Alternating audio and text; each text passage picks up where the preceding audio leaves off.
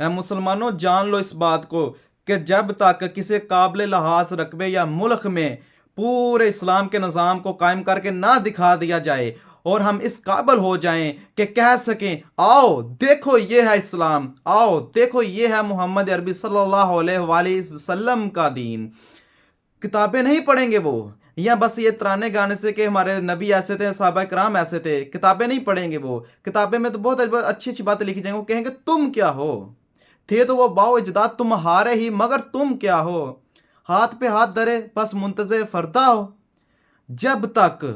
ہم خلافت کا نظام نہیں قائم کرتے، اللہ کا دین نہیں نافذ کرتے، تو ہم اللہ کا حق ادا نہیں کرتے۔ وہی اسی طرح نظام جس طرح حضور پاک صلی اللہ علیہ وآلہ وسلم نے نظام قائم کر کے دکھایا تھا،